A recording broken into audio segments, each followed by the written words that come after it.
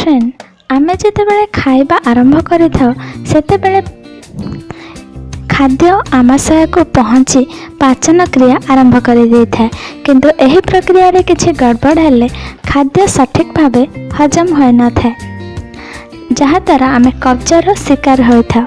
सठिक भावे मल न बाहरिबा बा पेट सफा न हेबा को कब्ज कहा जाय था। तो वर्तमान जानिबा एहा केउ सब कारणरु होय था।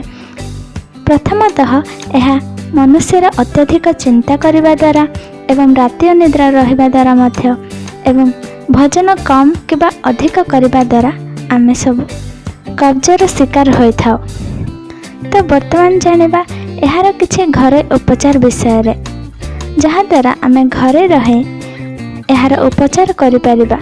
नंबर 1, शुंठी अलैच एवं डालीचीनी को बराबर मात्रा रे कुटी पाउडर बनैबे एवं एहाको सकाळे एवं संध्यारे पानी सहित 1 चामच खाइबा द्वारा कब्ज आदि दूर होइथाए। नंबर 2, राति रे तंबार ढाल किंबा पात्र रे रखा होइथिबा पानी प्रातः स्नान शौच पूर्व ही पीवा द्वारा कब्ज दूर होइथाए।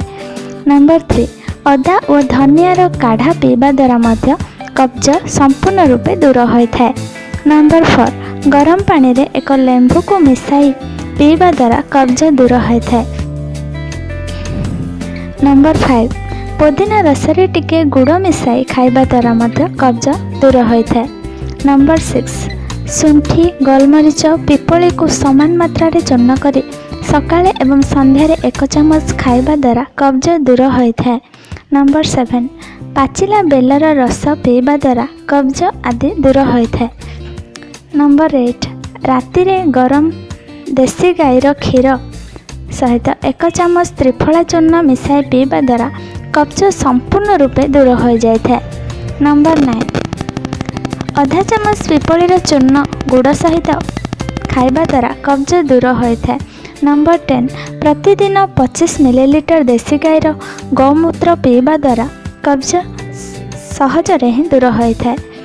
नंबर 11, अंगूरर नियमित सेवन द्वारा कब्ज आपे आपे ठीक हो जाता है। नंबर 12, कंचा गाजर चबाई चबाई खाइबा द्वारा कब्ज दूर होता है। नंबर 13, गिलोईर चूर्ण मध्य गुड़ सहित खाइले कब्ज आदि दूर होता है। आशा करुछि आमर एही छोट भिडियोटी आपण मानकु भल लागिथिबो। जदि भिडियोटी आपण मानकु भल लागिला ताहले लाइक करंतु, शेयर करंतु एवं भिडियोटी केमिति लागिला कमेंट बॉक्स रे कमेंट करि जणांतु। नमस्कार।